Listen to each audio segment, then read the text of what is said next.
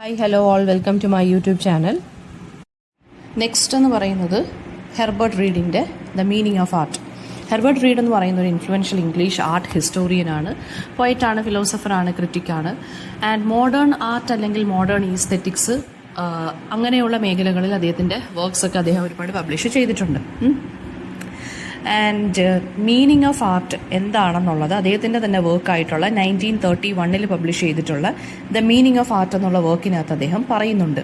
അതായത് ആർട്ട് എന്ന് വെച്ചാൽ അദ്ദേഹത്തിന് എന്താണ്, അല്ലെങ്കിൽ ആർട്ടിൻ്റെ മീനിങ് എന്താണെന്ന് he clearly defines it in his own book which was published in the 1931.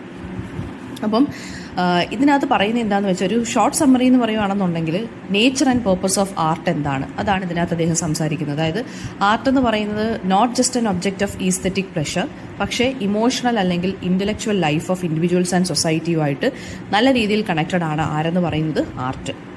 And ആർട്ടിനെ നമുക്ക് ഒരു യൂണിവേഴ്സൽ ലാംഗ്വേജ് ആയിട്ട് അണ്ടർസ്റ്റാൻഡ് ചെയ്യാൻ സാധിക്കുമെന്നാണ് പറയുന്നത്.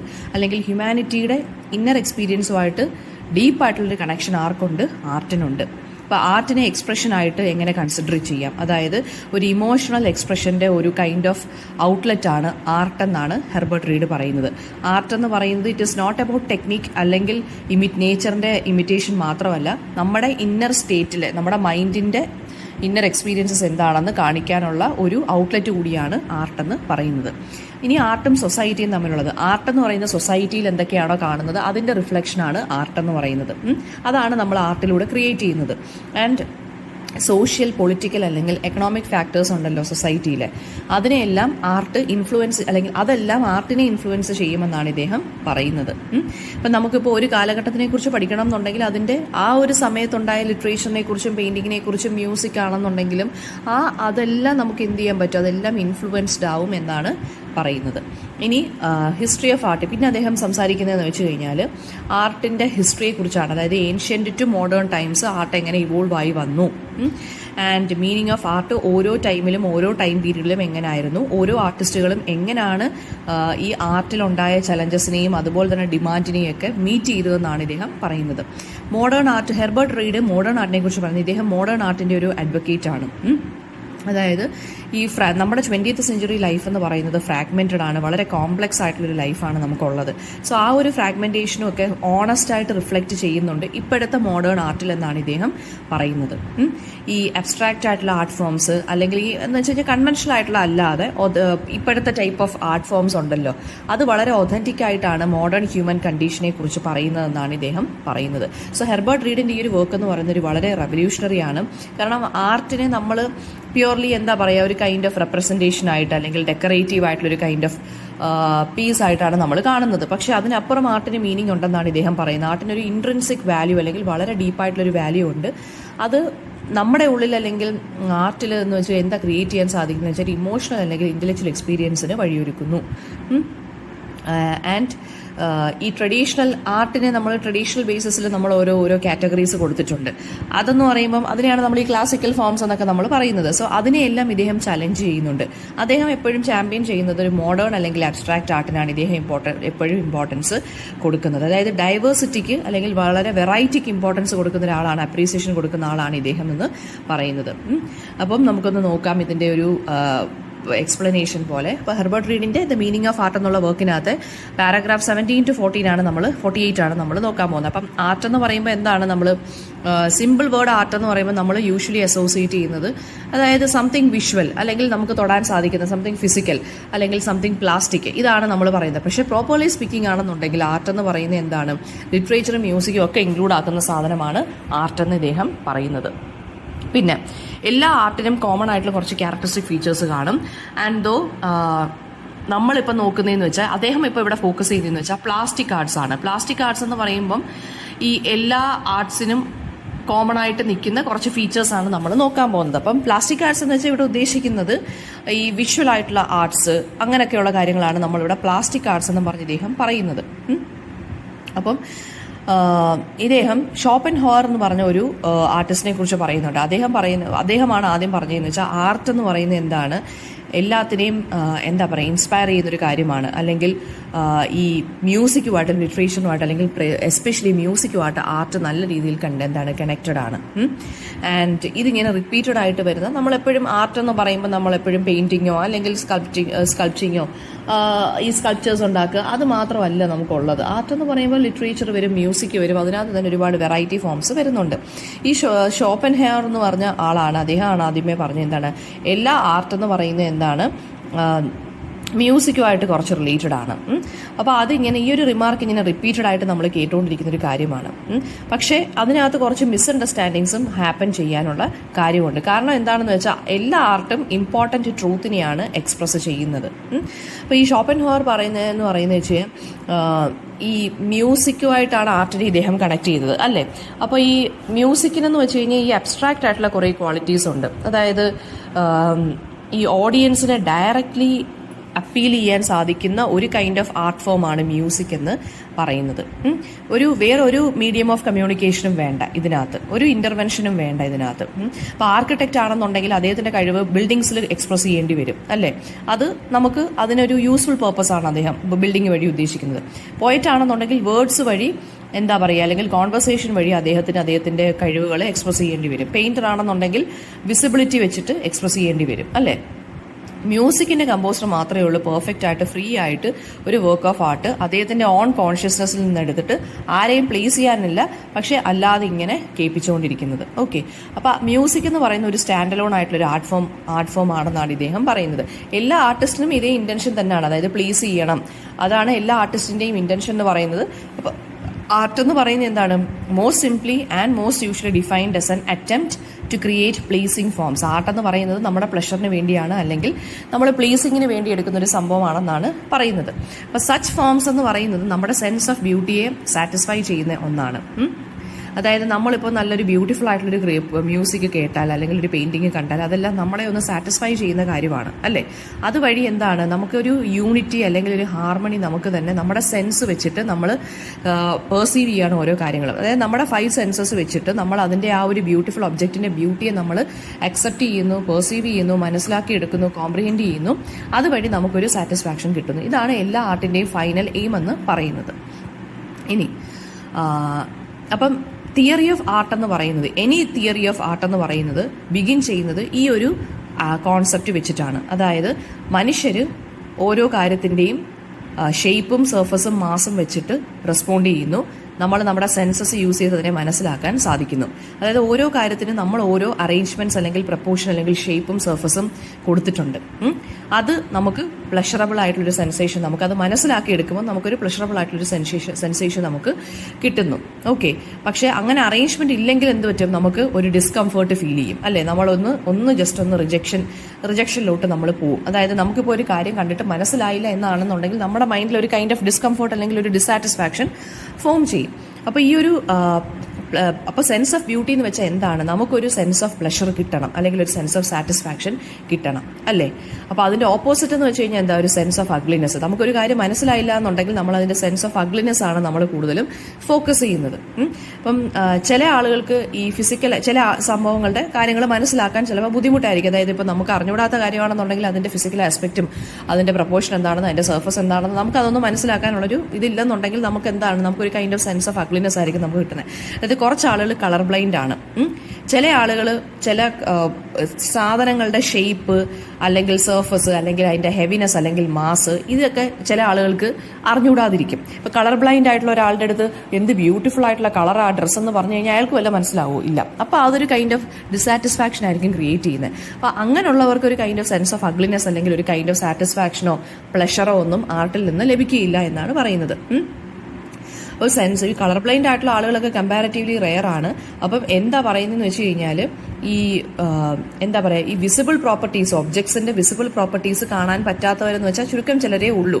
അപ്പം അങ്ങനെയുള്ളവർക്ക് മാത്രമേ ഉള്ളൂ കൈൻഡ് ഓഫ് ഡിസാറ്റിസ്ഫാക്ഷൻ ആർട്ടിൽ നിന്ന് കിട്ടുന്നത്. എല്ലാവർക്കും അല്ല എന്നാണ് പറയുന്നത്. മാക്സിമം ആളുകൾക്കും എന്താണ് ഒരു കൈൻഡ് ഓഫ് സാറ്റിസ്ഫാക്ഷൻ കിട്ടും എന്നാണ് പറയുന്നത്. പിന്നെ ബ്യൂട്ടിക്ക് ഒരുപാട് ഡെഫിനിഷൻസ് ഉണ്ട്. പക്ഷേ പലപ്പോഴും നമ്മൾ ബ്യൂട്ടിക്ക് കൊടുക്കുന്ന ഡെഫിനിഷൻസ് എന്താണ്? ഫിസിക്കൽ ആയിട്ടുള്ള ഡെഫിനിഷൻസ് ആണ് നമ്മൾ കൊടുക്കുന്നത്, അല്ലേ?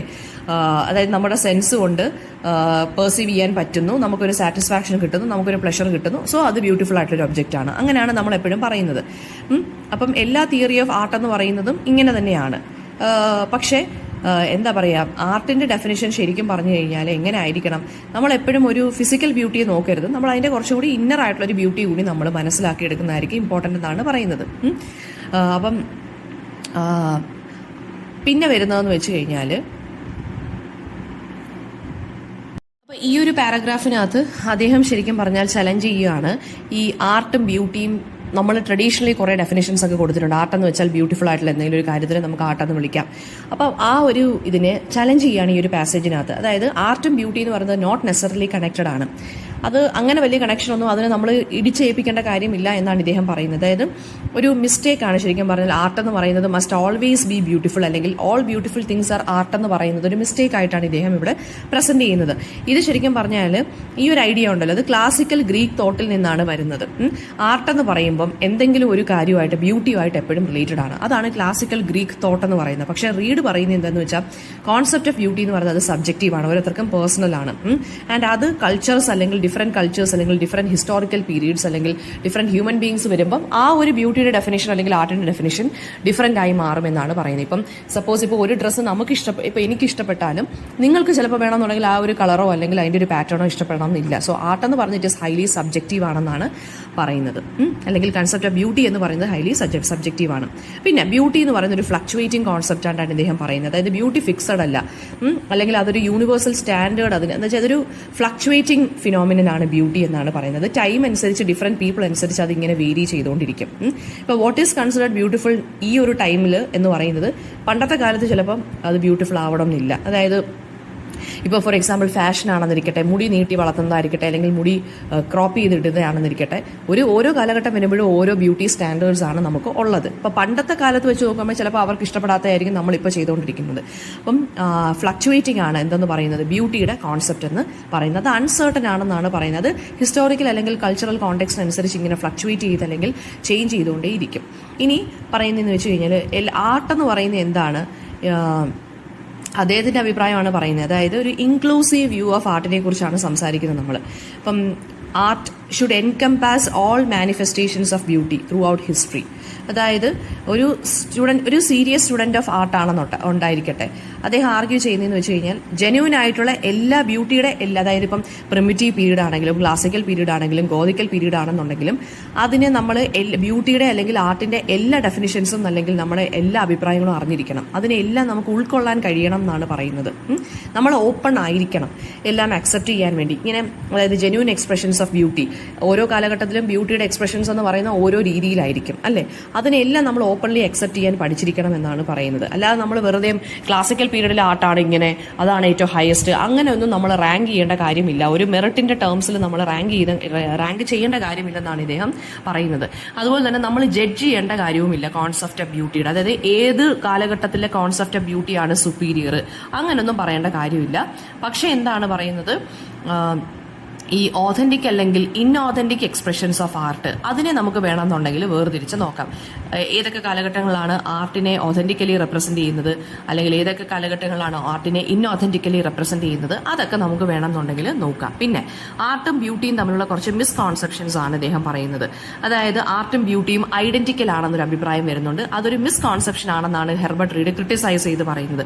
People always believe that art എന്ന് പറയുന്നത് എല്ലാ ആർട്ടും ബ്യൂട്ടിഫുൾ ആയിരിക്കണം, പിന്നെ ബ്യൂട്ടിഫുൾ അല്ലാത്തതൊന്നും ആർട്ടാകരുത് എന്നിങ്ങനെ പറയുന്നുണ്ട്. അപ്പോൾ ഇതൊരു കൺഫ്യൂഷൻ ക്രിയേറ്റ് ചെയ്യുന്നുണ്ട് ആർട്ടിനെ അപ്രീഷിയേറ്റ് ചെയ്യുമ്പോൾ. ഇപ്പം നമുക്കൊരു പെയിന്റിങ് കാണുമ്പം അതിന് നമുക്ക് ഇഷ്ടമുള്ള കളേഴ്സ് ഒന്നും യൂസ് ചെയ്തിട്ടില്ല, അല്ലെങ്കിൽ എന്തെങ്കിലും ഒരു ബ്യൂട്ടിഫുൾ ആയിട്ട് നമുക്ക് തോന്നിയില്ല എന്ന് വെച്ച് അത് ആർട്ട് ആകണമെന്നില്ല. അങ്ങനെ അങ്ങ് നമുക്ക് വാശി പിടിക്കാൻ പറ്റത്തില്ല. എല്ലാ ബ്യൂട്ടിഫുൾ തിങ്സും ആർട്ട് ആകണമെന്ന് നമുക്ക് വാശി പിടിക്കാൻ പറ്റത്തില്ല. അതായത് ബ്യൂട്ടിയുടെ ട്രഡീഷണൽ സ്റ്റാൻഡേർഡ്സ് വെച്ചിട്ട് നമുക്ക് ഒരിക്കലും ആർട്ടിനെ അപ്രീഷിയേറ്റ് ചെയ്യാൻ ശ്രമിക്കരുത്. അത് കൺഫ്യൂഷൻസ് ക്രിയേറ്റ് ചെയ്യുന്നേ പറയത്തുള്ളൂ. അപ്പോൾ ഇപ്പം അൺകൺവെൻഷണൽ ആയിട്ട് അല്ലെങ്കിൽ വെറൈറ്റി ആയിട്ട് എന്തെങ്കിലും ഒരു കാര്യം ഒരു ആർട്ട് വരുവാണെന്നുണ്ടെങ്കിൽ അതൊരു ഉടനെ അഗ്ലി എന്ന് പറഞ്ഞ് ഡിസ്മിസ് ചെയ്യരുത് എന്നാണ് പറയുന്നത്. അതൊരു മിസ്റ്റേക്കൺ ആയിട്ടുള്ള ഒരു കൈൻഡ് ഓഫ് അപ്രീസിയേഷൻ ആണെന്നാണ് ഇദ്ദേഹം പറയുന്നത്. പിന്നെ ആർട്ട് എന്ന് പറയുന്നത് എന്താണ്? It is not necessarily beauty. അതായത് ആർട്ട് എന്ന് പറയുന്നത് ബ്യൂട്ടിഫുൾ ആകണം എന്നില്ല എപ്പോഴും. അപ്പോൾ ആർട്ടിനെ നമ്മൾ ഹിസ്റ്റോറിക്കൽ അല്ലെങ്കിൽ സോഷ്യോളജിക്കൽ പെർസ്പെക്റ്റീവ് വെച്ച് നോക്കുകയാണെന്നുണ്ടെങ്കിൽ നമുക്ക് ഒരുപാട് ആർട്സ് നമുക്ക് ആർട്ടിന്റെ പല ഫോംസ് നമുക്ക് അറിയാൻ പറ്റും. പാസ്റ്റും പ്രസന്റും എല്ലാം നമുക്ക് അറിയാൻ പറ്റും. അപ്പോൾ അതൊക്കെ നമ്മൾ പഠിച്ചു വരുമ്പോൾ നമുക്ക് മനസ്സിലാവും ബ്യൂട്ടി എന്നുള്ളൊരു കോൺസെപ്റ്റിലോട്ട് മാത്രം ആർട്ട് ചുരുങ്ങി പോകില്ല എന്നുള്ളത്. Therefore, it is important to recognize that beauty is not the only criterion by which art should be judged. അപ്പം ഈ ഒരു 2 പാരഗ്രാഫിനകത്ത് അദ്ദേഹം ഇതാണ് സംസാരിക്കുന്നത്. നെക്സ്റ്റ് പാസേജസിനകത്ത് അദ്ദേഹം പറയുന്നത് എന്താണെന്ന് വെച്ച് കഴിഞ്ഞാൽ ഈ ആർട്ടും ബ്യൂട്ടിയും ഈസ്തെറ്റിക്സും തമ്മിലുള്ള കോംപ്ലക്സ് റിലേഷൻഷിപ്പിനെ കുറിച്ചാണ് പറയുന്നത്. പുതിയ പുതിയ ഐഡിയാസിനെ കുറിച്ചും അതുപോലെ തന്നെ ഫിലോസഫർ ആയിട്ടുള്ള ബെനഡറ്റോ ക്രോഷയെ കുറിച്ചാണ് ഇദ്ദേഹം ഇവിടെ സംസാരിക്കുന്നത്. ബ്യൂട്ടിയും പ്ലഷറും തമ്മിലുള്ളതാണ് ആദ്യത്തെ ഐഡിയ എന്ന് പറയുന്നത്. ഹെർബർട്ട് റീഡ് ബിഗിൻ ചെയ്യുന്നതെന്ന് വെച്ച് കഴിഞ്ഞാൽ ബ്യൂട്ടി എന്ന് പറയുന്നത് ഓഫൺ നമ്മൾ എന്താണ് വിച്ച് ഗിവ്സ് പ്ലഷർ, അങ്ങനെയാണ് നമ്മൾ ബ്യൂട്ടിയെ ഡിഫൈൻ ചെയ്യുന്നത്. ഇതൊരു കൈൻഡ് ഓഫ് എന്താ പറയുക ഒരു കൈൻഡ് ഓഫ് സ്ലിപ്പറി ഡെഫിനിഷൻ ആണെന്നാണ് ഇദ്ദേഹം പറയുന്നത്. അതായത് വേറെ നമുക്കിപ്പം ഈറ്റിംഗ് അല്ലെങ്കിൽ സ്മെല്ലിംഗ് അതിനെയൊക്കെ നമുക്ക് എന്തെന്ന് പറയാം, നമുക്ക് ആർട്ട് എന്ന് പറയാം. അപ്പോൾ ഈ ഒരു ഐഡിയ ഉണ്ടല്ലോ അത് ഓൾഡ് സ്കൂൾ ഓഫ് ഈസ്തെറ്റിക്സിൽ അക്സെപ്റ്റഡ് ആയിട്ടുള്ള ഐഡിയ ആണ്. അതിനെ നമുക്ക് ഇല്ലോജിക്കൽ എന്ന് പറഞ്ഞ് നമുക്ക് ക്വിക്ലി ഡിസ്കസ് ചെയ്യാനും സാധിക്കും. പക്ഷേ ഹി പോയിന്റ്സ് ഔട്ട് ദാറ്റ് എന്താണ് ഈ ഒരു സ്കൂൾ ഓഫ് തോട്ട് എന്ന് പറയുന്നത് പുതിയ ഒരു തിയറി ഓഫ് ഈസ്തെറ്റിക്സിനെ നമുക്ക് ഡെവലപ്പ് ചെയ്യാൻ സാധിച്ചു. അത് ആരാണ് കൊണ്ടുവന്നത്? ഫിലോസഫർ ആയിട്ടുള്ള ബെനഡറ്റോ ക്രോഷയാണ് കൊണ്ടുവന്നത്. ക്രോഷയുടെ ഡെഫിനിഷൻ ഓഫ് ആർട്ട് എന്താണെന്ന് നോക്കാം. അദ്ദേഹം ആർട്ട് ഡിഫൈൻ ചെയ്ത് ഇൻറ്റ്യൂഷൻ എന്നാണ്. ആർട്ട് എന്ന് പറയുന്ന ഒരു കൈൻഡ് ഓഫ് ഇൻറ്റ്യൂഷൻ അല്ലെങ്കിൽ ഇൻറ്റ്യൂട്ടീവ് അല്ലെങ്കിൽ ഇമോഷണൽ എക്സ്പ്രഷൻ ആണ്. അതിന് ബ്യൂട്ടിയുമായിട്ട് യാതൊരുവിധ കൺസേണും നമ്മൾ കൊടുക്കേണ്ട കാര്യമില്ല എന്നാണ് പറയുന്നത്. പിന്നെ ക്രോഷേഴ്സ് തിയറി പറയുന്നത് എന്താണെന്ന് വെച്ച് കഴിഞ്ഞാൽ അതിന്റെ ആ ഒരു ഇങ്ങനെ ഒരു ഇത് പറയുമ്പോൾ നമുക്ക് അതിനകത്തൊരു കൺഫ്യൂഷൻ ക്രിയേറ്റഡ് ആവാനുള്ളൊരു സാധ്യതയുണ്ട്. അതുകൊണ്ട് തന്നെ ഇങ്ങനെ ഇദ്ദേഹത്തിന്റെ ഈ ഒരു തിയറി ഉണ്ടല്ലോ അതിന് ഒരുപാട് പേര് ക്രിട്ടിസൈസ് ചെയ്തിട്ടുണ്ട്. പക്ഷേ എന്നാലും കുറെ പേര് പറയുന്നുണ്ട് എന്താണ് ഇത് വളരെ ഡീപ്പായിട്ടുള്ള അല്ലെങ്കിൽ വളരെ ഇൻസൈറ്റ്ഫുൾ ആയിട്ടുള്ള ഒരു തിയറി ആണെന്നും പറയുന്നവരും ഉണ്ട്. ഓക്കെ, അപ്പോൾ ബ്യൂട്ടിയുമായിട്ട് ആർട്ടിനൊരു ബന്ധമില്ലെന്നാണ് ഇദ്ദേഹം പറഞ്ഞത്. ഇനി ബ്യൂട്ടിയുടെ ഹിസ്റ്റോറിക്കൽ കോൺസെപ്റ്റ് എന്താണ്? റീഡ് ആർഗ്യൂ ചെയ്യുന്നതെന്ന് വെച്ചാൽ ബ്യൂട്ടി എന്ന് പറയുന്നത് ബ്യൂട്ടിക്ക് ഹിസ്റ്റോറിക്കൽ റിലവൻസ് ഒന്നും ഇല്ല, അത് വളരെ ലിമിറ്റഡ് ആണെന്നാണ് പറയുന്നത്. അത് ഈ ഏൻഷ്യന്റ് ഗ്രീസിലാണ് എമർജ് ചെയ്തത്. എന്താ പറയുക, where it was tied to a particular philosophy that idealized human nature. അപ്പോൾ ഈ ബ്യൂട്ടി എന്ന് പറയുന്നത് ഹ്യൂമൻ നേച്ചറുമായിട്ട് എപ്പോഴും കണക്ട് ചെയ്ത് പറയുമായിരുന്നു. ഗ്രീക്സ് എന്ന് പറയുന്നത് ആർട്ടിനെ ക്രിയേറ്റ് ചെയ്തേക്കുന്നത് ഹ്യൂമൻ വാല്യൂസിനെ സെലിബ്രേറ്റ് ചെയ്യാനും ഹ്യൂമൻ ഫോമിനെ എലിവേറ്റ് ചെയ്യാനും ഒരു പെർഫെക്റ്റ് സ്റ്റേറ്റിലോട്ട് കൊണ്ടുവരാനും അല്ലെങ്കിൽ ഡിവൈൻ സ്റ്റേറ്റിലോട്ട് ഹ്യൂമൻ ബീങ്സിനെ കൊണ്ടുവരാനുമായിരുന്നു അവർ ആർട്ടിനെ യൂസ് ചെയ്തിരുന്നത്. ഫോർ എക്സാമ്പിൾ ഈ അപ്പോളോയുടെ ഒക്കെ ക്ലാസിക്കൽ സ്റ്റാച്യൂസ് അതൊക്കെ എന്ന് വെച്ച് കഴിഞ്ഞാൽ ഈ എന്താ പറയുക ആർട്ടിനെ എന്തോ പറയുക ഒരു ഹ്യൂമൻ ബീങ്ങുമായിട്ട് അല്ലെങ്കിൽ ഹ്യൂമൻ ഫോമുമായിട്ട് ഒരു പെർഫെക്റ്റ് സ്റ്റേറ്റ് കൊണ്ടുവരണം എന്ന് കാണിക്കാൻ വേണ്ടിയായിരുന്നു ഇവർ ചെയ്തിരുന്നത് ഗ്രീക്കുകാർ. ഇനി റീഡ് അപ്പോൾ കോൺട്രാസ്റ്റ് ചെയ്യുന്നതെന്ന് വെച്ചാൽ ഹെർബർട്ട് റീഡ് കോൺട്രാസ്റ്റ് ചെയ്യുന്നത് ഈ ഗ്രീക്ക് ഐഡിയൽ ഓഫ് ബ്യൂട്ടിയും അതുപോലെ തന്നെ with other cultural ideas such as ബൈസാൻറ്റൈനുമായിട്ട്. അതായത് ബൈസാൻറ്റൈൻകാർക്ക് എങ്ങനെയായിരുന്നു ആർട്ട്, ഗ്രീക്കുകാർക്ക് ഐഡിയൽ ഓഫ് ബ്യൂട്ടി എങ്ങനെയായിരുന്നു, ഇതാണ് അദ്ദേഹം എന്താണ് കോൺട്രാസ്റ്റ് ചെയ്യുന്നത്. അപ്പം ഈ ഗ്രീക്കുകാർ എന്തായിരുന്നു ഇമ്പോർട്ടൻസ് കൊടുത്ത divine and intellectual over the, അതായത് ഈ മറ്റവർ കൊടുത്തിരുന്നത് എന്തായിരുന്നു, ഗ്രീക്കുകാർ കൊടുത്തിരുന്നത് ഹ്യൂമൻ ബീങ്സിനായിരുന്നു ഇമ്പോർട്ടൻസ് കൊടുത്തിരുന്നത്, ഫിസിക്കൽ ആയിട്ടുള്ള ഫോംസിനായിരുന്നു ഇമ്പോർട്ടൻസ് കൊടുത്തിരുന്നത്. മറ്റേവർ ബൈസാൻറ്റൈൻകാർ ഈ ഇന്റലക്ച്വലിന് അല്ലെങ്കിൽ ഇന്റലക്റ്റിന് ഇമ്പോർട്ടൻസ് കൊടുക്കുമായിരുന്നു. പിന്നെ എന്താ പറയുക, മാത്രമല്ല അവർ എന്താണ് ഈ ഫിയറിന് അങ്ങനെയുള്ള കാര്യങ്ങൾക്കൊക്കെ ഇമ്പോർട്ടൻസ്, ഇമോഷൻസിനൊക്കെ ഇമ്പോർട്ടൻസ് കൊടുക്കുന്ന ആളുകളായിരുന്നു ബ്യൂട്ടിയെക്കാട്ടിലും. ആൻഡ് ഓറിയന്റൽ ഐഡിയാസ്, അതായത് നമ്മുടെ ഐഡിയാസ് എന്താണ്, നമ്മുടെ കൈൻഡ് ഓഫ് എന്താ പറയുക ഈസ്റ്റിന്റെ ഐഡിയാസ് എന്താണ് ടുവേർഡ്സ് ബ്യൂട്ടി എന്ന് പറയുന്നത്, അത് മെറ്റാഫിസിക്കലായിട്ട് സ്പിരിച്വൽ ആയിട്ടൊക്കെയാണ് നമ്മൾ ആർട്ടിനെ കണ്ടത് അല്ലേ. അപ്പോൾ ഓരോന്നിനും ഓരോ രീതിയിലുള്ള ഐഡിയാസ് ആണ്, ഡിഫറെന്റ് ഒബ്ജക്റ്റീവ്സ് ആൻഡ് വാല്യൂസ് ആണ് ഉള്ളതെന്നാണ് ഇദ്ദേഹം പറയുന്നത്. ഇനി ബ്യൂട്ടി എന്നുള്ള വാക്കിന്റെ ലിമിറ്റേഷൻ എന്താണ്? റീഡ് പോയിന്റ് ഔട്ട് ചെയ്യുന്നതെന്ന് വെച്ച് കഴിഞ്ഞാൽ കോൺസെപ്റ്റ് ഓഫ് ബ്യൂട്ടി അത് നമ്മൾ ഡിഫറെൻറ്റ് കൾച്ചറൽ എക്സ്പ്രഷൻസിനും അല്ലെങ്കിൽ എന്താ പറയുക നമ്മൾ അതൊക്കെ ഇങ്ങനെ അപ്ലൈ ചെയ്യാൻ പോകുമ്പോൾ, അതായത് കോൺസെപ്റ്റ് ഓഫ് ബ്യൂട്ടി ഓരോ ആളുകൾക്കും എങ്ങനെയാണെന്ന് നമ്മളിങ്ങനെ അപ്ലൈ ചെയ്യാൻ പോകുമ്പോൾ നമുക്ക് ശരിക്കും പറഞ്ഞാൽ ആ ഒരു വാക്കിൻ്റെ തന്നെ മീനിങ് ഡിസ്റ്റോർട്ടഡ് ആയി പോകുന്നത് കാണാൻ സാധിക്കും. അതായത് നമ്മൾ പഠിച്ചു വെച്ചേക്കുന്ന മീനിങ് ആയിരിക്കത്തില്ല അതിന് കിട്ടുന്നത്. ഫോർ എക്സാമ്പിൾ ആഫ്രഡൈറ്റിൻ്റെ ഒരു ഗ്രീക്ക് സ്റ്റാച്യു ഉണ്ട്. ബൈസാൻറ്റൈൻ മഡോണ എന്ന് പറഞ്ഞൊരു ഗ്രീക്ക് സ്റ്റാച്യു ഉണ്ട്. അതുപോലെ തന്നെ ന്യൂ ഗിനിയയിൽ ഒരു പ്രിമിറ്റീവ് ഐഡൽ ഉണ്ട്. അതെല്ലാം നമുക്ക് ക്ലാസിക്കൽ ഐഡിയ ഓഫ് ബ്യൂട്ടി വെച്ച് ഡിഫൈൻ ചെയ്യാൻ പറ്റുന്നതല്ല. At least one of these works എന്ന് പറയുന്നത് ട്രഡീഷണൽ ഡെഫിനിഷൻ വെച്ച് നമ്മൾ നോക്കുകയാണെന്നുണ്ടെങ്കിൽ അഗ്ലി ആയിട്ട് നമ്മൾ കൺസിഡർ ചെയ്യേണ്ടി വരും. പക്ഷേ ഇതെല്ലാം ആർട്ടിനെ സംബന്ധിച്ചിടത്തോളം ഇതെല്ലാം വാലിഡ് ആയിട്ടുള്ള വർക്ക്സ് തന്നെ ആണ്. അപ്പം ഐഡിയ ഓഫ് ബ്യൂട്ടി എന്ന് പറയുന്നത് നമുക്കൊരിക്കലും ഒരു ഒറ്റ ഡെഫിനിഷൻ വെച്ചിട്ട് നമുക്കൊരിക്കലും ഡിഫൈൻ ചെയ്യാൻ പറ്റത്തില്ല. ഇനി ആർട്ട് എങ്ങനെയാണ് വേരിയസ് ഐഡിയൽസിനെ എക്സ്പ്രസ് ചെയ്യുന്നത്? Art is not about expressing one singular idea. Beauty എന്ന് മാത്രം നമുക്ക് ആർട്ടിനെ ഡിഫൈൻ ചെയ്യാൻ പറ്റത്തില്ല. ഒരുപാട് ഡിഫറെൻ്റ് ആയിട്ടുള്ള കാര്യങ്ങളെ വെച്ചിട്ട് നമുക്ക് ഡിഫൈൻ ചെയ്യാൻ പറ്റും ആർട്ട് എന്ന് പറയുന്നത്. അത് ആർട്ടിസ്റ്റിന് മാത്രമാണ്. ആർട്ടിസ്റ്റ് ക്രിയേറ്റ് ചെയ്യുന്ന അനുസരിച്ചായിരിക്കും നമ്മൾ ഈ ഡെഫിനേഷൻസ് ക്രിയേറ്റ് ചെയ്യുന്നത്. എല്ലാ ഗ്രേറ്റ് വർക്ക്സ് ഓഫ് ആർട്ട് എന്ന് പറയുന്നത് ചില ഒരു kind of degree of form അല്ലെങ്കിൽ ഒരു സ്ട്രക്ചർ കാണും. ഈ സ്ട്രക്ചർ എന്ന് പറയുന്നത് എന്താണ്? നമുക്ക് ഒരു സിമ്പിളായിട്ട് നമുക്ക് ഡിഫൈൻ ചെയ്ത് പോകാൻ പറ്റുന്നതായിരിക്കത്തില്ല. ഇപ്പം മൊണാലിസ ഉണ്ടല്ലോ ഡാവിഞ്ചിയുടെ, അതിനെ നമുക്ക് സിമ്പിളായിട്ടും പറഞ്ഞു പോകും, കോംപ്ലക്സ് ആയിട്ടും പറഞ്ഞു പോകും. എന്നും പറഞ്ഞ് മൊണാലിസയെ കാണുമ്പോൾ നമ്മൾ പഴയ ബ്യൂട്ടി ഐഡിയാസ് വെച്ചിട്ട് നമുക്ക് ഡിഫൈൻ ചെയ്ത് കഴിഞ്ഞാൽ അത് അഗ്ലി ആണെന്നേ പറയത്തുള്ളൂ. അല്ലെങ്കിൽ പുതിയ രീതിയിൽ വെച്ച് നോക്കിയാൽ അത് ചിലപ്പോൾ നമുക്ക് അഗ്ലി ആയിട്ട് തോന്നും. ഓക്കെ, അപ്പോൾ ബ്യൂട്ടി വിത്ത് അടുത്തതെന്ന് വെച്ചാൽ beauty with strangeness. Herbert Read agree ചെയ്യുന്നതെന്ന് വെച്ചാൽ ഒരു റെനസൻസ് ഐഡിയ അദ്ദേഹം പറയുന്നുണ്ട്. അതായത് ഗ്രേറ്റ് ബ്യൂട്ടി എന്ന് പറയുന്നത് ഒരു കൈൻഡ് ഓഫ് സ്ട്രേഞ്ച്നെസ് അല്ലെങ്കിൽ ഒരു കൈൻഡ് ഓഫ് വിയർഡ്നെസ് കാണും അതിനകത്ത്. അതർ വേർഡ്സ്, അതായത് ഈ ബ്യൂട്ടിഫുൾ ആയിട്ടുള്ള മോസ്റ്റ് ബ്യൂട്ടിഫുൾ ആയിട്ടുള്ള കാര്യങ്ങളെന്ന് പറയുന്നത് പെർഫെക്റ്റ് ആയിരിക്കത്തില്ല. കുറച്ച് മിസ്റ്റീരിയസ് അല്ലെങ്കിൽ അൺഎക്സ്പെക്റ്റഡ് ആയിട്ടുള്ള ക്വാളിറ്റീസ്, ആ ക്വാളിറ്റീസ് ആയിരിക്കും ഇതിന് ഗ്രേറ്റ് ഡെപ്ത് കൊടുക്കുന്നത്. ഞാൻ പറഞ്ഞല്ലോ മൊണാലിസയുടെ കാര്യം. അപ്പോൾ അതിന് കുറച്ച് മിസ്റ്റീരിയസ് ആയിട്ടുള്ള കുറച്ച് ആ പെയിന്റിങ്ങിന് ആ ഒരു മിസ്റ്ററി ഉണ്ട് അതിനകത്ത്. ആ ഒരു പിന്നെ അതൊരു എന്താ പറയുക, അവർക്ക് ഐബ്രോസ് ഇല്ല, അവർ സ്മൈൽ ചെയ്യുവാണോ അതോ ഫ്രൗൺ ചെയ്യുവാണോ അല്ലെങ്കിൽ സ്മോക്ക് ചെയ്യുവാണോ, ഇതൊക്കെ നമുക്ക് ഡൗട്ട്ഫുൾ ആയിട്ടുള്ള കാര്യമാണ്. അപ്പം ആ ഒരു സ്ട്രേഞ്ച്നെസ് ആണ് അതിന് പെർഫെക്റ്റ് ആയിട്ടുള്ളൊരു ബ്യൂട്ടി അതിന് കൊടുക്കുന്നത്. ഇനി ഈസ്തറ്റിക് എക്സ്പീരിയൻസിന്റെ സ്റ്റേജസിനെ കുറിച്ചാണ് ഹെർബർട്ട് റീഡ് പറയുന്നത്. 3 സ്റ്റേജസ് ആണുള്ളത് എങ്ങനെ ഹ്യൂമൻ ബീങ്സ് ആർട്ടിനെ എക്സ്പീരിയൻസ് ചെയ്യുന്നു എന്നുള്ളത്. ഫസ്റ്റ് വൺ എന്ന് പറയുന്നത് മെറ്റീരിയൽ ക്വാളിറ്റീസ് വെച്ചിട്ട് നമ്മൾ ആർട്ടിനെ എക്സ്പീരിയൻസ് ചെയ്യുന്നു. അതായത് മോസ്റ്റ് ബേസിക് ലെവലായിട്ട് കളർ എങ്ങനെയുണ്ട്, സൗണ്ട് എങ്ങനെയുണ്ട്, ഫിസിക്കലി അതെങ്ങനെ കാണാനുണ്ട്. രണ്ടാമത്തേന്ന് വെച്ച് കഴിഞ്ഞാൽ പ്ലീസിങ് പാറ്റേൺസ് വെച്ചിട്ട് അതിന്റെ അറേഞ്ച്മെന്റ് എങ്ങനെയാണെന്ന്, ഷേപ്പോ പാറ്റേണോ ഉണ്ടോ അത് നമുക്ക് ഇഷ്ടപ്പെടുന്നുണ്ടോ. മൂന്നാമത്തെന്ന് വെച്ചാൽ ഇമോഷൻസ് അല്ലെങ്കിൽ ഫീലിംഗ് വെച്ചിട്ട് അത് എങ്ങനെ എക്സ്പ്രസ് ചെയ്യുന്നു ആ ഒരു ആർട്ട് ഫോം.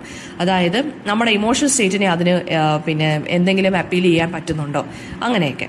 പിന്നെ ക്രോഷയുടെ വ്യൂ ഓൺ എക്സ്പ്രഷൻ എന്താണ്? അപ്പം ഹെർബർട്ട് റീഡ് ചെയ്യുന്നതെന്ന് വെച്ച് കഴിഞ്ഞാൽ അപ്പം ക്രോഷയുടെ വ്യൂ എന്താണ്? ആർട്ട് എന്ന് പറയുന്നത് എന്താണ്? Fundamentally it is about intuition അല്ലെങ്കിൽ എക്സ്പ്രഷൻ. ഇപ്പോൾ work of art is created when an artist successfully എന്ത് ചെയ്യുന്നു, അദ്ദേഹത്തിന്റെ ഇമോഷണൽ സ്റ്റേറ്റ്, പെയിന്റിംഗ് ആണെങ്കിലും സ്കൾപ്ചർ ആണെങ്കിലും റൈറ്റിങ്ങിലൂടെയാണെന്നുണ്ടെങ്കിലും ഇമോഷണൽ സ്റ്റേറ്റിനെ എങ്ങനെ ഇൻകാർണേറ്റ് ചെയ്യുന്നു എന്നുള്ളതാണ് ക്രോഷയുടെ വ്യൂ ഓഫ് എക്സ്പ്രഷൻ എന്ന് പറയുന്നത്. അപ്പോൾ ആർട്ട് എന്ന് പറയുമ്പോൾ അദ്ദേഹത്തിന് എക്സ്പ്രഷൻ എന്നാണ് മീനിങ് ക്രോഷയ്ക്ക്. അപ്പോൾ ക്രോഷ ഈ ഒരു യൂണിറ്റി ഉണ്ടല്ലോ, ഇമോഷനും എക്സ്പ്രഷൻ നമ്മൾ യൂണിറ്റിക്കാണ് ഇദ്ദേഹം ഇമ്പോർട്ടൻസ് കൊടുത്തത്. അതാണ് അദ്ദേഹത്തിന്റെ ഡെഫിനേഷൻ ഓഫ് ആർട്ട് എന്ന് പറയുന്നത്, ഇമോഷനും എക്സ്പ്രഷനും തമ്മിലുള്ള യൂണിറ്റി. പിന്നെ പറയുന്നത് ബ്യൂട്ടിയും അഗ്ലിനെസ്സിന്റെ ആർട്ടും തമ്മിലുള്ള ആ ഒരു കോൺട്രാസ്റ്റ്. ക്രോഷെ പിന്നെ എന്താ പറയുക, ആർട്ടിനെ ബ്യൂട്ടിഫുൾ എന്നും അഗ്ലി എന്നൊന്നും പറഞ്ഞ് ക്ലിയർ ആയിട്ടുള്ള ഡിസ്റ്റിങ്ഷൻ ഒന്നും കൊടുത്തിട്ടില്ല. അദ്ദേഹത്തിൻ്റെതായിട്ടുള്ള രീതിയിൽ ലെജിറ്റിമേറ്റ് ആയിട്ടുള്ള കുറച്ച് ഡെഫിനിഷൻസ് പറഞ്ഞങ്ങ് പോവാണ്. അപ്പം ചില ആർട്ട് വർക്ക്സ് നമുക്ക് കാണുമ്പോൾ ടെറർ അല്ലെങ്കിൽ ഹൊറർ അല്ലെങ്കിൽ കൺഫ്യൂഷൻ ക്രിയേറ്റഡ് ആവും.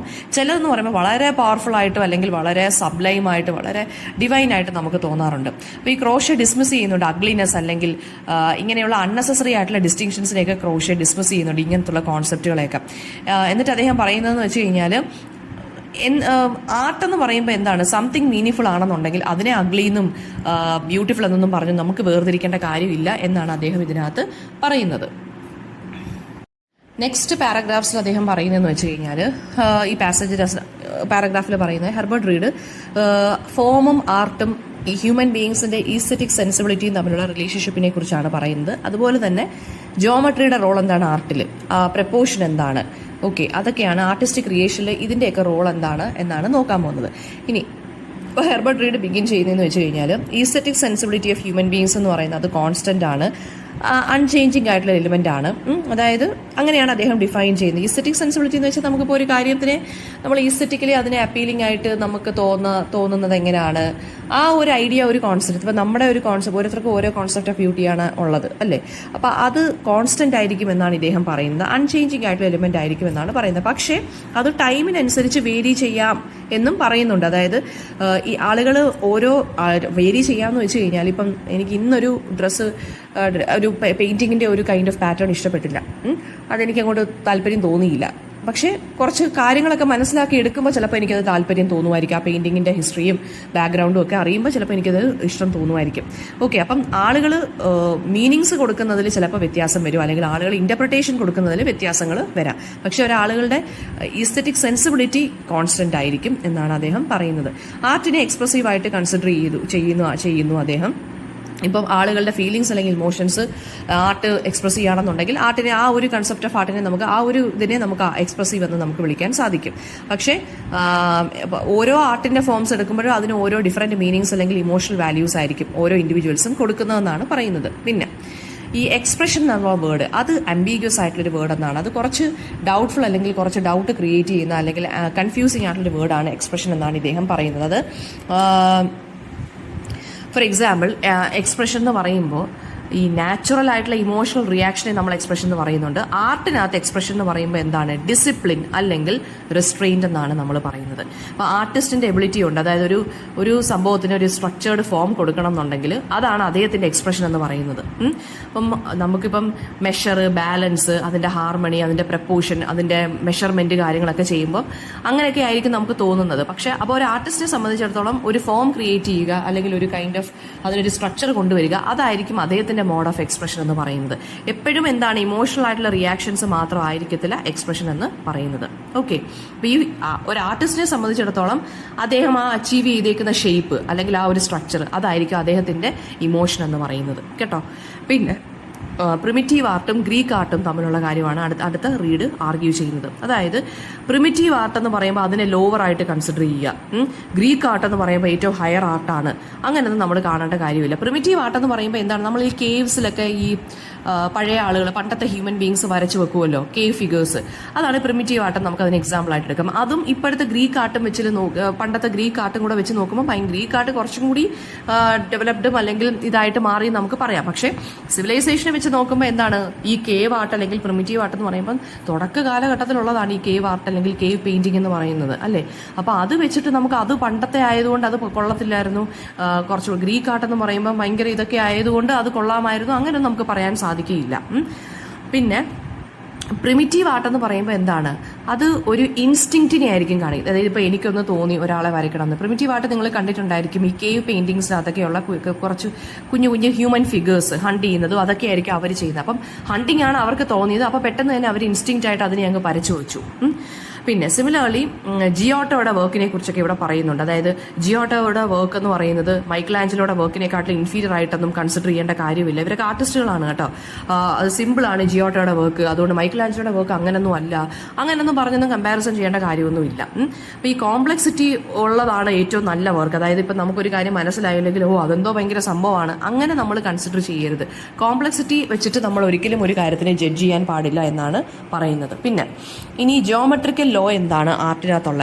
ഈ ഏൻഷ്യന്റ് ഗ്രീസിൽ, സിൻസ് ഏൻഷ്യന്റ് ഗ്രീസ്, അതായത് ഈ ആളുകൾ ജിയോമെട്രിക്കൽ ലോ ആർട്ടിൽ കൊണ്ടുവരാൻ അല്ലെങ്കിൽ അതെന്താണ് സംഭവം എന്ന് ഇങ്ങനെ അറിയാൻ വേണ്ടി ഇങ്ങനെ പഠിക്കുന്നുണ്ടായിരുന്നു.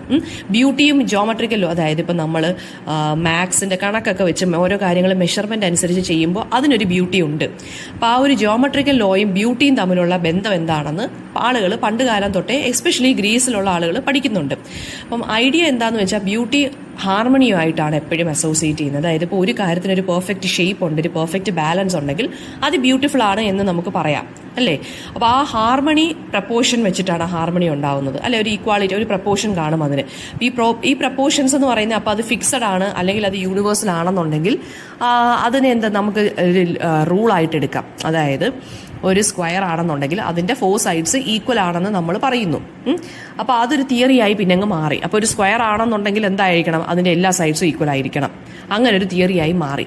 അപ്പം ആർട്ടിനും ഇങ്ങനെ, അതായത് ഇപ്പം ആർട്ടിനും ഇതുപോലെ ഇപ്പോൾ നമ്മളൊരു സ്ക്വയർ വരയ്ക്കണം എന്നുണ്ടെങ്കിൽ അതിൻ്റെ എല്ലാ സൈഡ്സും ഈക്വലാണ്, ഇന്ന മെഷർമെൻറ്റ്സ് വേണമെന്ന് ആർട്ടിൽ പറയുകയാണെന്നുണ്ടെങ്കിൽ അത് പ്രപ്പോർഷനാണ്, അതുകൊണ്ട് അത് ബ്യൂട്ടിഫുൾ ആണെന്ന് പറയുകയാണെങ്കിൽ അതൊരു ലോ ആയി അങ്ങ് മാറുവാണ്, ഒരു റൂളായി അങ്ങ് മാറുവാണ്. അപ്പം ഈ ഇവിടെ പറയുന്നതെന്ന് വെച്ച് കഴിഞ്ഞാൽ ഗോൾഡൻ സെക്ഷൻ എന്ന് പറയുന്ന ഒരു പ്രപ്പോർഷനെ കുറിച്ച് പറയുന്നുണ്ട്. അതൊരു മാത്തമാറ്റിക്കൽ റേഷ്യോ ആണ്. അതായത് ഈസ്തെറ്റിക്കലി പ്ലീസിംഗ് ആയിട്ട് നമുക്ക് എന്തെങ്കിലും ഒരു കാര്യം ക്രിയേറ്റ് ചെയ്യണമെന്നുണ്ടെങ്കിൽ നമ്മൾ ഈ ഗോൾഡൻ സെക്ഷൻ എന്നുള്ള മാത്തമാറ്റിക്കൽ റേഷ്യോ നമ്മൾ ചെയ്തിരിക്കണം. അത് വെച്ചിട്ട് വേണം നമ്മൾ ക്രിയേറ്റ് ചെയ്യാൻ. അപ്പോൾ അത് ഒരു ജിയോമെട്രിക്കൽ പ്രിൻസിപ്പിളുമായിട്ട് റിലേറ്റഡ് ആണ്. അത് നമ്മൾ യൂക്ലിഡ്സ് തിയറി ഒക്കെ പഠിക്കുമല്ലോ മാത്സിൽ. അപ്പോൾ ആ യൂക്ലിഡാണ് ശരിക്കും പറഞ്ഞാൽ ഈ ജിയോമെട്രിക്കൽ ഈ ഒരു ഗോൾഡൻ സെക്ഷൻ എന്ന് പറഞ്ഞ സംഭവം കൊണ്ടുവന്നത്. അത് ഇതുപോലെ സെഞ്ചുറീസ് ഇങ്ങനെ ആളുകൾ ഫോളോ ചെയ്ത് വരുന്നുണ്ട്. ഈ ഹോളി ട്രിനിറ്റി ആ ഒരു ഐഡിയ ഒക്കെ ഉണ്ടല്ലോ, റിലീജിയസ് ഐഡിയ ഒക്കെ ഉണ്ടല്ലോ, അതുമായിട്ടൊക്കെ ഇത് കണക്റ്റഡ് ആണെന്നാണ് പറയുന്നത്. അതായത് ഇപ്പം എനിക്കിപ്പോൾ ഒരു സംഭവം വരയ്ക്കണം, അപ്പോൾ ഈ ഗോൾഡൻ സെക്ഷൻ വെച്ച് വരച്ചു കഴിഞ്ഞാൽ ആ ഒരു മാത്തമാറ്റിക്കൽ റേഷ്യോസും മെഷർമെന്റ്സും എടുത്ത് വെച്ച് വരച്ചു കഴിഞ്ഞാൽ അതാണ് ഏറ്റവും പെർഫെക്റ്റ് എന്ന് ആളുകൾ വിശ്വസിച്ചിരുന്ന ഒരു കാലവും കൂടി ഉണ്ടായിരുന്നു എന്നാണ് പറയുന്നത്. ഇനി ഈ ഗോൾഡൻ സെക്ഷൻ ആർട്ടിലും നേച്ചറിലും എങ്ങനെയാണ് അപ്ലൈ ചെയ്യുന്നത്? ഗോൾഡൻ സെക്ഷൻ എന്ന് പറയുന്നത് ആർട്ടിലും നേച്ചറിലും, അതായത് ഒരുപാട് ഫീൽഡ്സിൽ ഇങ്ങനെ അത് നമ്മൾ ആ ഒരു മാത്തമാറ്റിക്കൽ റേഷ്യോ അല്ലെങ്കിൽ ഈ ഒരു സംഭവം ഫോളോ ചെയ്യുമായിരുന്നു. ഫോർ എക്സാമ്പിൾ വിൻഡോസിന്റെ ഡിസൈൻ, ഡോറിന്റെ ഡിസൈൻ, പിക്ചർ ഫ്രെയിമിന്റെ ഡിസൈൻ, അതുപോലെ തന്നെ മ്യൂസിക്കൽ ഇൻസ്ട്രുമെന്റ് ആയിട്ടുള്ള വയലിൻസിന്റെ ഒക്കെ ഡിസൈനിലും നമ്മൾ ഈ ഗോൾഡൻ സെക്ഷൻ എന്നുള്ള ഈ ഒരു സംഭവം യൂസ് ചെയ്തിരുന്നു. ഈജിപ്തിലെ പിരമിഡ്, അതുപോലെ തന്നെ ഗോതിക്കായിട്ടുള്ള ഈ ചർച്ചുകൾ, ഈ ചില വർക്ക് ഓഫ് ആർട്ട്, ഒരുപാട് വർക്ക് ഓഫ് ആർട്ടുകളിലൊക്കെ ആളുകൾ ഈ ഒരു ജോമെട്രിക് റേഷ്യോ അനുസരിച്ചാണ് ക്രിയേറ്റ് ചെയ്തിരുന്നതെന്നാണ് പറയുന്നത്. അപ്പം ഈ ഗോൾഡൻ സെക്ഷൻ യൂസ് ചെയ്ത് അതിനൊരു ഹാർമണി കാണും എന്നാണ് പറയുന്നത്. പക്ഷെ ആർട്ടിസ്റ്റ് എന്താണ് ഈ ഒരു പ്രപ്പോർഷനിൽ എത്തിച്ചേരുന്നത്? അപ്പം പക്ഷെ എന്താ സംഭവിക്കുന്നതെന്ന് വെച്ചാൽ നമ്മൾ മനഃപൂർവ്വം ഈ ഒരു സാധനം വെച്ച് ഒരു കാര്യം ഉണ്ടാക്കുമ്പോൾ അതെന്തായാലും പ്രപ്പോർഷനേറ്റ് ആയിരിക്കും, ബാലൻസ്ഡ് ആയിരിക്കും, അതിനൊരു പ്രപ്പോർഷൻ കാണും അല്ലേ. കോൺഷ്യസ് ആയിട്ടായിരിക്കും ആർട്ടിസ്റ്റ് അപ്പോൾ അത് ചെയ്യുന്നത് ഈ ഒരു മെഷർമെന്റ് അനുസരിച്ച്. പിന്നെ ആർട്ടിലുള്ള ജോമെട്രിക്കൽ റേഷ്യോസിനെ കുറിച്ചാണ് അടുത്ത് നമ്മൾ നോക്കുന്നത്. ഇപ്പോൾ ഗോൾഡൻ സെക്ഷൻ അല്ലാതെ വേറെയും ജോമെട്രിക്കൽ റേഷ്യോസ് ഉണ്ട്. അതായത് റെക്റ്റാങ്കിളിന്റെ ജോമെട്രിക്കൽ റേഷ്യോ നമുക്കുണ്ട് അല്ലേ. അപ്പം അത് റെക്റ്റാങ്കിൾ ക്രിയേറ്റ് ചെയ്യണമെന്നുണ്ടെങ്കിൽ എന്താ പറയുക, ലെങ്ത് ഉണ്ട്, ബ്രെഡ്ത്ത് ഉണ്ട്, അത് കറക്റ്റ് ആയിരിക്കണം. അങ്ങനെയൊക്കെ വെച്ചിട്ടാണ് നമ്മൾ ക്രിയേറ്റ് ചെയ്യുന്നത്. അപ്പം റീഡ് എംഫസൈസ് ചെയ്യുന്നതെന്ന് വെച്ചാൽ ഈ ജോമെട്രിക് റേഷ്യോ ഒരു ഫൗണ്ടേഷനാണ് പ്രൊവൈഡ് ചെയ്യുന്നത്. അപ്പം അത് വെച്ചിട്ട് നമ്മൾ ചെയ്യുമ്പം ആ ആർട്ട് എന്ന് പറയുന്നത് എന്താണ്, അല്ലെങ്കിൽ ആ ഒരു പീസ് ഓഫ് വർക്ക് എന്ന് പറയുന്നത് എന്താണ്, അതിനൊരു ഹാർമണി ഉണ്ടെന്നാണ് നമ്മൾ വിശ്വസിക്കുന്നത്. പക്ഷേ അത് മെക്കാനിക്കൽ റൂൾസ് വെച്ചിട്ട് മാത്രം ക്രിയേറ്റ് ചെയ്യുന്ന ഒരു ആർട്ടാണ് അല്ലേ. അപ്പം ഈ കേവ് പെയിന്റിങ്സ് ഒക്കെ എന്താ ഇതുപോലത്തുള്ള ഗോൾഡൻ റൂൾസ് ഒക്കെ വെച്ചിട്ടാണോ അവർ ചെയ്തുകൊണ്ടിരുന്നത്? അല്ല, അവർ ജസ്റ്റ് കാണുമ്പം അവർക്ക് മനസ്സിൽ തോന്നി വരയ്ക്കുന്നു. അതാണ് ഏറ്റവും ട്രൂ ആയിട്ടുള്ള ആർട്ട് എന്നാണ് ഹെർബർട്ട് റീഡ് ഇൻഡയറക്ട്ലി പറയുന്നത്. അല്ലാതെ നമ്മൾ ഈ റൂൾസ് ആൻഡ് റെഗുലേഷൻസ് വെച്ചിട്ട് ക്രിയേറ്റ് ചെയ്യുന്ന ആർട്ട് എന്ന് പറയുമ്പോൾ അത് കുറച്ച് മെക്കാനിക്കലാണ്, ആർട്ടിഫിഷ്യൽ ആണെന്നാണ് പറയുന്നത്. ഓക്കെ, അപ്പോൾ അത് ഒരു ഫൈൻ എഫക്റ്റ് ക്രിയേറ്റ് ചെയ്യുമായിരിക്കും, പക്ഷെ അതിനൊരു സുഖം കാണത്തില്ല എന്നാണ് പറയുന്നത്. ഇതുപോലെ തന്നെയാണ് പോയട്രിയിൽ. നമുക്ക് മീറ്റർ ഉണ്ട്, റിഥമുണ്ട് അല്ലേ. അപ്പം ഇപ്പോൾ ഒരു സോണറ്റ് എഴുതുവാണെന്ന് വെച്ച് കഴിഞ്ഞാൽ എല്ലാവരും 14 ലൈൻ പോയം തന്നെ സോണറ്റിൽ എഴുതുകയെന്ന് വെച്ചാൽ അതിനൊക്കെ ഒരു യൂണിഫോമിറ്റി കാണും അല്ലേ. ആ ഒരു തീമിൽ മാത്രമേ വ്യത്യാസം കാണത്തുള്ളൂ. ചില ആളുകൾ സോണറ്റിന് നമുക്ക് കുറച്ച് ഡിഫറൻസസ് ഒക്കെ കൊണ്ടുവരാൻ ശ്രമിച്ചിട്ടുണ്ട്. അതായത് ഒരുപാട് ടൈപ്സ് ഓഫ് സോണറ്റ്സ് ഉണ്ടല്ലോ. ഷേക്സ്പിയറിയൻ സോണറ്റ് ഉണ്ട്, പിന്നെന്താ പറയുക, സ്പെൻസറിയൻ സോണറ്റ് ഉണ്ട്. അപ്പോൾ റിഥത്തിലും മീറ്ററിലും അപ്പോൾ എന്തെങ്കിലും പുതുമ കൊണ്ടുവരുന്നവർക്ക് എന്ത് ചെയ്യാനേ പറ്റത്തുള്ളൂ? റിഥത്തിലും മീറ്ററിലും എന്തെങ്കിലുമൊക്കെ വ്യത്യസ്തത കൊണ്ടുവരാനേ പറ്റും, അല്ലെങ്കിൽ ഒരു ഡൾനെസ് ക്രിയേറ്റഡ് ആയി മാറും. പിന്നെ ഈ പെർഫെക്റ്റ് ജോമെട്രി എന്നുള്ള ഈ ഒരു ഫിഗറിൽ നിന്ന് ആർട്ട് എങ്ങനെ ഡിപ്പാർട്ട് ചെയ്തു, വ്യതിചലിച്ചു എന്നുള്ളതാണ് നമ്മൾ അടുത്ത് നോക്കുന്നത്. ആർട്ടിസ്റ്റുകൾ ഈ പെർഫെക്റ്റ് ജോമെട്രിക്കൽ പ്രപ്പോർഷൻസ് നിന്ന് ആളുകൾ കുറേ ആർട്ടിസ്റ്റുകൾ ഡിപ്പാർട്ട് ചെയ്തിട്ടുണ്ട്. അപ്പോൾ അവർക്ക് കുറച്ചും കൂടി ആക്റ്റീവ് അല്ലെങ്കിൽ ഇൻട്രസ്റ്റിംഗ് ആയിട്ടുള്ള എഫക്റ്റാണ്, ഇൻട്രസ്റ്റിംഗ് ആയിട്ടുള്ള വർക്ക് ഓഫ് ആർട്ടാണ് ക്രിയേറ്റ് ചെയ്യാൻ സാധിച്ചതെന്നാണ് ഇദ്ദേഹം പറയുന്നത്. ഇപ്പോൾ ഈ റിഥം വെച്ചിട്ട് പോയറ്റ്സ് ഒരുപാട് പേര് ഒരുപാട് കാര്യങ്ങൾ ചെയ്യാറുണ്ട്, മാറ്റങ്ങൾ കൊണ്ടുവരാറുണ്ട്. വിഷ്വൽ ആർട്ടിസ്റ്റുകളും ഈ പ്രപ്പോർഷൻസ് ഒക്കെ മാനിപ്പുലേറ്റ് ചെയ്ത് ചെയ്യുമ്പോഴാണ് നല്ല നല്ല വർക്ക് ഓഫ് ആർട്ടുകൾ ഒറിജിനൽ ആയിട്ടുള്ളത് വരുന്നതെന്നാണ് പറയുന്നത്. ഫോർ എക്സാമ്പിൾ ജാപ്പനീസുകാർ ഡെലിബറേറ്റ്ലി അവർ ഈ പെർഫെക്റ്റ് ഷേപ്പിനെല്ലാം ഡിസ്റ്റോർട്ട് ചെയ്ത് കാണിക്കുമായിരുന്നു. അതായത് ട്രൂ ബ്യൂട്ടി, അവരെ സംബന്ധിച്ചിടത്തോളം ട്രൂ ബ്യൂട്ടി എന്ന് വെച്ചാൽ ഇറഗുലർ ആയിട്ട് ഉള്ള സംഭവങ്ങളെയാണ്, ഇറഗുലാരിറ്റിയാണ് ഇവർ ട്രൂ ബ്യൂട്ടി എന്ന് വിളിക്കുന്നത്. അപ്പോൾ അത് ശരിക്കും പറഞ്ഞാൽ ഈ നമ്മളിപ്പോൾ ഈ ഗ്രീക്കുകാരുടെ പെയിന്റിങ്സ് നോക്കുവാണെങ്കിൽ, അല്ലെങ്കിൽ ഗ്രീക്ക് ഫ്ലവർ വേസസ് ഉണ്ടല്ലോ, ഫ്ലവർ വാസസ് ഒക്കെ നമ്മൾ നോക്കുവാണെന്നുണ്ടെങ്കിൽ, നമ്മുടെ ജാപ്പനീസുകാരുടെ ഫ്ലവർ വാസം നോക്കുവാണെന്നുണ്ടെങ്കിൽ, ഇവരുടെയും ഫ്ലവർ വാസം നോക്കുവാണെന്നുണ്ടെങ്കിൽ നമുക്ക് ഒരു ഡിഫറൻസ് കാണാൻ സാധിക്കും. അതിനൊരു കൈൻഡ് ഓഫ് ജോമെട്രിക്കൽ പ്രപ്പോർഷൻ കാണത്തില്ല ജാപ്പനീസുകാരുടെ. ഗ്രീക്ക് എന്ന് പറയുമ്പോൾ അതിനൊരു പ്രപ്പോർഷൻ കാണും. അപ്പം ഡിസ്റ്റോഷനാണ് ഇതിനകത്ത് പറഞ്ഞിരിക്കുന്ന കാര്യങ്ങളെന്ന് പറയുന്നത്. അത് കുറച്ചും കൂടി ആർട്ടിനെ എക്സ്പ്രസീവ് ആക്കി മാറ്റുമെന്നാണ് ഇദ്ദേഹം പറയുന്നത്. എന്തെങ്കിലും ഡൗട്ട് ഉണ്ടെങ്കിൽ കമൻറ്റ് ബോക്സിൽ ചോദിക്കുക. Thank you.